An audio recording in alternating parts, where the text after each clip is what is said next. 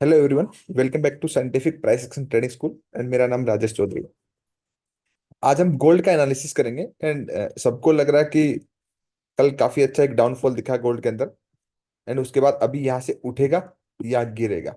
अगर उठेगा तो भाई हम यहाँ से करें या यहाँ से करें या यहाँ से करें, पता लगे हम जहां से भी करते रहे, प्राइस पहले नीचे जाए, आपके सारे पैसे खा जाए and उसके बाद ऊपर जाए।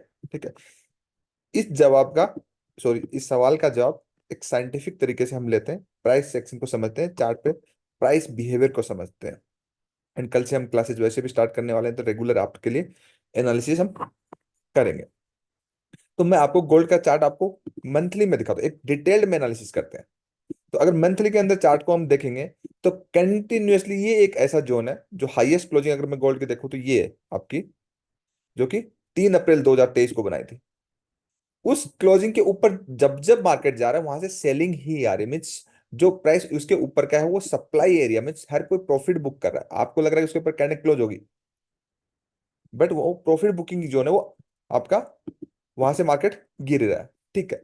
ये मंथली का चार्ट है, हमें आने वाले दिनों में ट्रेड करना है। कोई कहेगा मुझे मंथली से क्या करना है, बस प्राइस एक्शन ट्रेडिंग जब हम करते हैं तो एजुकेशन के पॉइंट ऑफ व्यू से हमें कंप्लीट चार्ट को अंडरस्टैंड करना होता है, ताकि हमें एक बिगर पिक्चर मिले और अच्छे से प्राइस एक्शन प्राइस बिहेवियर समझ में आए। ठीक है। नंबर वन चीज हमारी ये क्लियर हुई कि गोल्ड जो है टॉप पे कभी भी किसी भी स्क्रिप्ट को या इंडेक्स को नहीं बाई करना होता है। वहां पे प्राइस एक्शन देखेंगे, ब्रेकआउट होगा तो ब्रेक एंड रीटेस्ट होगा एंड अगेन प्राइस एक्शन देखेंगे तो हम कर लेंगे। जब हायर हाई बनते हैं, continuous market life time high जाता है, वो अलग सिनेरियो, एक्सेप्शनल सिनेरियो है। बट अभी यहाँ पे प्रॉफिट बुकिंग है, यहाँ पे हम बाई नहीं करना चाहिए किसी भी स्क्रिप्ट या किसी भी इंडेक्स को, टॉप पे तो बिल्कुल नहीं करना चाहिए। अच्छा पैसा आपको बॉटम पे बाई करने पे ही बनेगा एंड टॉप पे सेल करने पे। एंड वीकली के चार्ट को अगर हम अंडरस्टैंड करें तो वीकली के चार्ट के अंदर थोड़ा सा अच्छा प्राइस एक्शन दिख रहा है। क्या दिख रहा है, अगर आप यहां से थोड़ा सा भी देखेंगे, कि मैंने बता दिया कि मंथली के अंदर वो गिर क्यों रहा है, बिकॉज ऑफ वो आपका प्रॉफिट बुकिंग जोन है, इसलिए बार बार वहां पे हाई बना के गिर रहा है। प्राइस अगर देखेंगे तो उस जोन से प्राइस गिरा एंड गिरने के बाद वापस उसी जोन के अंदर प्राइस गया एंड वहां से फिर सेलिंग आई। मिस ये जोन अपने आप में ये प्रूफ कर रहा है कि जहां से गिरा उसी जोन के अंदर यहाँ पे मैक्सिमम जो ये कैंडल जो थी, ग्रीन कैंडल थी, यहाँ से ओपन हुई, एक हाई लगाया लेकिन क्लोज नीचे हो गई। तो ये रनिंग कैंडल ग्रीन कैंडल थी, बाद में ये रेड क्लोज हुई है। तो ये एक एरिया ऐसा है जहां पे सेलर हावी हुए एंड प्राइस को अगेन नीचे गिरा है। अब जो अगेन नीचे गिरा है तो मार्केट उठा कहां से, इस कैंडल से, यहां से उठा। तो मार्केट ने उसको टेस्ट किया। ठीक है। अब इस जोन में स्ट्रेंथ है या नहीं, मार्केट अगेन ऊपर गया। अगेन ऊपर जाने के बाद मार्केट फिर नीचे आया, मीन्स ये प्रूफ हो गया कि प्राइस में कंटिन्यूअसली एक सेलिंग फॉलो अप है। ओके। ये वाली बात हमारी क्लियर होगी। अब वीकली के अकॉर्डिंग तो इसके नीचे जाने के बड़े टारगेट है, बट हमें वो मैं बाद में एक डिफरेंट एनालिसिस करूंगा, तब मैं आपको समझाऊंगा, वीडियो बहुत लंबा हो जाएगा। बट डेली के अकॉर्डिंग देखेंगे तो हमें नियर बाय टारगेट का है। वीकली के अकॉर्डिंग देखोगे तो आपका जो टारगेट्स बनते हैं, अगर मैं टारगेट दिखाऊं तो पहला टारगेट तो ये टर्निंग पॉइंट है, ये बनता है। दूसरा टारगेट आपका ये बनता है, मीन अगेन वो 1850 वाला छोड़ देते हैं। ये वाली बात वो डिटेल्ड में कभी इस बारे में हम बात करेंगे, जब स्टूडेंट्स के साथ डिस्कस करेंगे एजुकेशन के पॉइंट ऑफ व्यू से, तब बहुत डिटेल में बात करेंगे। अभी हम डेली को देखते हैं।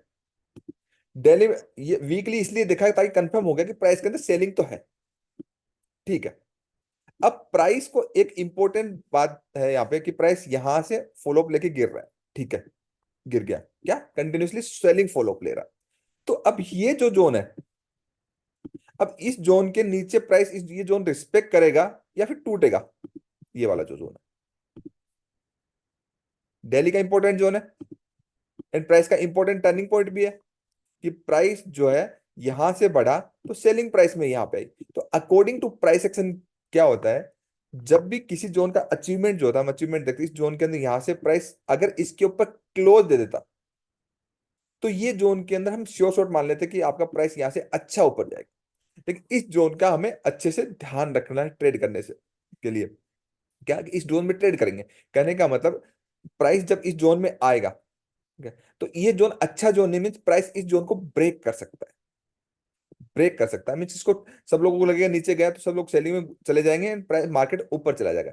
ठीक है। जोन टूट गया बट प्राइस बिहेवियर के अकॉर्डिंग देखोगे तो प्राइस जो यहां से टॉप से जो सेल करके लाए हैं, जो प्राइस यहां पे गया है, तो ये फिर प्रॉफिट बुकिंग में जोन में आ जाएगा।